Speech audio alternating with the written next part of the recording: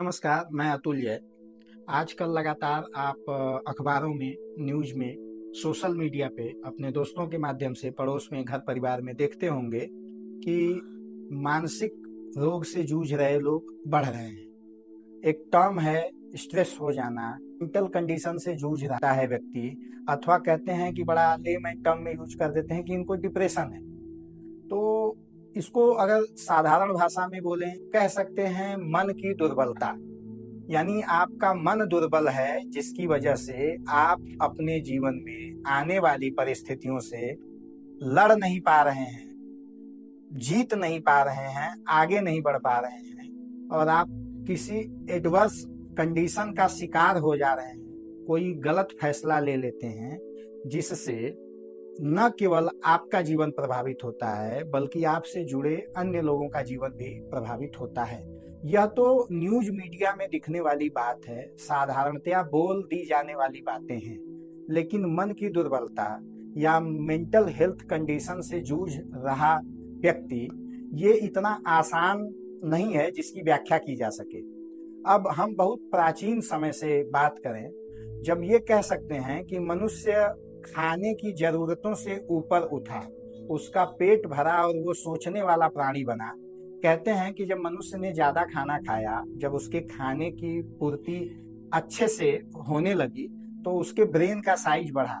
Brain का size बढ़ने से वो सोचने वाला प्राणी बना और दुनिया के अन्य जीवों से बेहतर हो गया और आगे बढ़ता चला गया। इवॉल्व होते हुए आज हम इस दुनिया में पहुंचे हैं। तो ऐसा कतई नहीं है कि मेंटल हेल्थ इशू आज का इशू है अथवा स्ट्रेस का, तनाव का दौर, डिप्रेशन का दौर, लड़ाई हार जाने का दौर आज का दौर है। ऐसा कुछ नहीं है। मन की दुर्बलता का इतिहास मानवीय इतिहास के साथ ही शुरू होता है।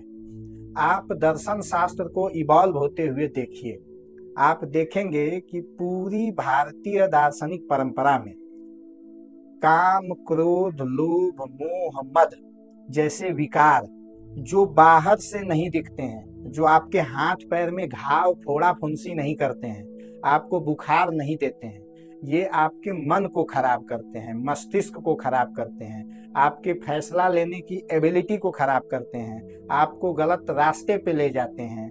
तो काम, क्रोध, लोभ, मोह, मद जैसे विकारों से लड़ने के लिए प्राचीन समय से ही हमारी जो चिकित्सा पद्धति रही है, हमारी जो ज्ञान पद्धति, योग पद्धति रही है, हमारे जो दार्शनिक पहलू रहे हैं, हमारे जो आध्यात्मिक पहलू रहे हैं, उनके विचारक, चिंतक लगातार लड़े हैं। उन्होंने नई नई थियरीज दी हैं, नए नए उपाय सुझाए हैं। आप देखेंगे कि पूरा योग दर्शन काम, क्रोध, लोभ, मोह जैसे मानसिक विकारों से लड़ने के लिए ही डेवलप किया गया। गीता का पूरा ज्ञान आपके मानसिक संतुलन के लिए ही डेवलप किया गया। तो जब भी आप न्यूज में, अखबार में पढ़ते हैं या सुनते हैं या अपने आसपास देखते हैं और आपको लगता है कि मेंटल हेल्थ डिग्रेडेशन का इशू आज का इशू है अथवा आज डिप्रेशन ज्यादा है, स्ट्रेस ज्यादा है, तो एक सतह तक, ऊपरी सतह तक ये बात ठीक है, लेकिन यह कोई नया इशू नहीं है। इसकी लड़ाई सदियों से या सहस्राब्दियों से चली आ रही है और मन की दुर्बलता पे काम करना हमारी जरूरत है, नेसेसिटी है। हमें अपने जीवन में एक व्यक्ति बनना हो, सफल व्यक्ति बनना हो, सफल सामाजिक व्यक्ति बनना हो, परिवार का बैलेंस लेके चलना हो, इन सब मामलों में अपनी जरूरत की चीजें, अपने लिए अपनी पसंद के काम को करना हो, ये सब करने के लिए हमें मानसिक रूप से मजबूत होने की सलाह दी जाती है। हर जगह आपने ऐसा सुना होगा, देखा होगा। मोटिवेशनल स्पीकर्स बोलते हैं, डॉक्टर्स बोलते हैं, थेरेपिस्ट बोलते हैं। तो ये सारा इशू एक ऐसा इशू है जो आज महामारी की तरह गिना जा रहा है। लोग कहते हैं कि ये अब मामूली बात नहीं रह गई है, यह एक महामारी है जिससे लड़ना बेहद जरूरी है। तो ये मानसिक टूटन, मानसिक बिखराव, मन की दुर्बलता, मानसिक बीमारियां, अवसाद, डिप्रेशन, कोई भी शब्द आप इस्तेमाल कर लीजिए, लेकिन इसके मूल में वही है जो प्राचीन काल से चला आ रहा है। हमारी कुछ जरूरतें होती हैं, उन जरूरतों का सही समय पर सही तरीके से पूरा न होना, जो मानसिक असंतोष पैदा करता है वह असंतोष अन्य विकारों को जन्म देता है। ऐसा बुद्ध दर्शन में कहा गया है, जैन दर्शन में कहा गया है, निराशावादी दार्शनिकों ने ऐसा कहा है, आशावादी दार्शनिकों ने ऐसा कहा है। तो हम ये वीडियो क्यों बना रहे हैं, हम क्या आपसे बात करना चाह रहे हैं? हम यही बात करना चाह रहे हैं कि हमें रूट कॉज पे काम करना होगा, हमें अपने मन को समझने की तरफ बढ़ना होगा। आप देखेंगे कि मेडिटेशन की सलाह आज से 15-20 साल पहले एक साइकियाट्रिस्ट इतना फ्रिक्वेंटली नहीं देता था जितनी फ्रिक्वेंटली आज देता है। आज तो साइकियाट्रिस्ट जो है आपको भगवान की शरण में जाने की सलाह देता है, आपको हनुमान चालीसा पढ़ने की सलाह देता है, प्रे करने की सलाह देता है। उसका कहना होता है कि वो सारी चीजें जो आपके लिए सकारात्मक संदेश लेके आए, पॉजिटिव वाइब्स को क्रिएट करें, वो आपके मानसिक स्वास्थ्य के लिए बेहतर है और यह एक प्रकार का सच है। लेकिन ये रोज रोज कैसे संभव हो? आप बहुत परेशान हो के हनुमान चालीसा पढ़ लेंगे, गॉड से प्रे कर लेंगे, आप अपनी आदतों में कैसे ढालें? आप कैसे उस स्तर पे पहुंचें कि आप लड़ें, आपसे प्रेरित होकर आपकी अगली पीढ़ी लड़े और ये जो मानसिक दुर्बलता या मन की दुर्बलता का प्रश्न है इसका समाधान किया जा सके। इस विषय पे बहुत काम हो रहा है, इस विषय पे हमें भी काम करने की जरूरत है। जितना अधिक काम हो उतना बेहतर हो। हम ये प्रयास कर रहे हैं कि हम इस विषय पे बात करें, इस विषय पे आपसे जुड़ें, आपकी परेशानियों को सुनें, आपकी परेशानियों को समझें और हमारे आपके बीच से एक सकारात्मक समाधान निकालें, जो कोई एग्जेजरेटेड समाधान न लगे, जो कुछ as such deep philosophy type की बातें न लगे, जिसको कि ये मैं हमारे लाइन की बातें नहीं है, ये तो दार्शनिक स्तर की बातें हैं, तो ये साधु सधुकड़ी की बातें हैं। तो इसीलिए हम चाहते हैं कि हम अपने प्लेटफॉर्म पे इस तरह के वीडियोज लाएं, हम आपसे फ़ोन कॉल के माध्यम से फेस टू फेस बात करें, हमारे एक्सपर्ट्स आपसे बात करें और हम इन परेशानियों पे काम कर सकें। यह एक बड़ी समस्या बन गई है। कोई अब टीनेजर्स हैं, कोरियन अभी न्यूज आई थी कि कोरियन गेम खेल रहे थे, उसके टास्क को पूरा करने के चक्कर में वो लोग छत से कूद गए और मर गए।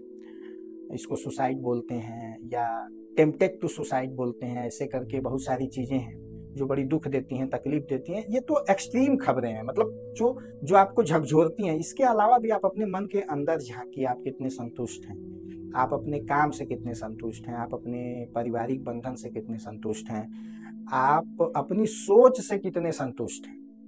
ये सारी बातें मनन करने की बातें हैं। इसमें सामने वाला भी जिम्मेदार है, उसको खुद भी सोचना चाहिए, मनन करना चाहिए, जरूरत होने पे थेरेपिस्ट की मदद लेनी चाहिए। मार्तंड ज्योतिष अनुसंधान केंद्र में हम बैठे हुए हैं। श्री आचार्य प्रवीण तिवारी जी हमारे ज्योतिष एक्सपर्ट हैं। हमने ये पहले भी कहा है, अभी भी कह रहे हैं कि ग्रहों की स्थिति हमारे मन की चंचलता, मन की स्थिरता को निर्धारित करती है।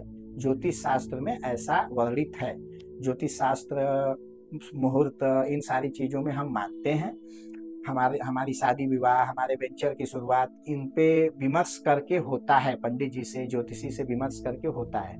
तो आप चाहें तो अपनी उलझनों के लिए अपनी जन्मतिथि अथवा कुंडली के साथ हमसे विमर्श कर सकते हैं। हम आपकी ग्रहों की स्थिति को देख के ये तय कर पाएंगे कि आपके मन की चंचलता, दुर्बलता, अस्थिरता का कारण आपकी कुंडली में भी छिपा है, उसका क्या उपाय किया जा सकता है। इसके इतर, चूंकि ये इतनी बड़ी समस्या है कि एक स्पेसिफिक समाधान पे, एक स्पेसिफिक तरीके से इस पे काम नहीं किया जा सकता है। होलिस्टिकली इस पे काम करना पड़ेगा। हमें अपनी दिनचर्या की निगरानी रखनी होगी, हमें अपनी पढ़ाई लिखाई, कंज्यूमिंग हैबिट्स की निगरानी रखनी होगी।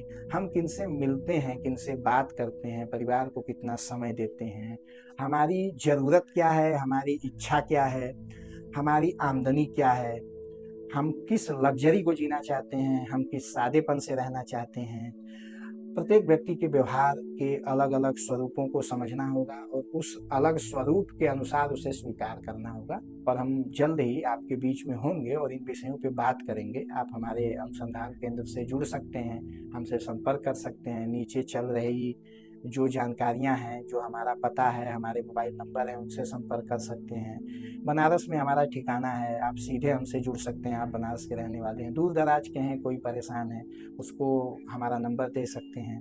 तो ये केवल ज्योतिषीय समाधान की बात नहीं होगी, यहाँ आपको सुना जाएगा, आपकी ज़रूरतों के अनुसार मॉडर्न मेडिकल साइंस का भी सहारा लिया जाएगा, मेडिटेशन योगा की पद्धतियों का भी सहारा लिया जाएगा, मैनिफेस्टेशन वगैरह जो चीज़ें हैं, अच्छा सोचो अच्छा करो, जैन धर्म में नियम है क्षमा कर देने का, ये सारी चीज़ें इसको अप्लाई करके एक अच्छे आउटपुट की तरफ बढ़ा जाएगा। आपके सहयोग की अपेक्षा है। बहुत बहुत धन्यवाद। हर हर महादेव।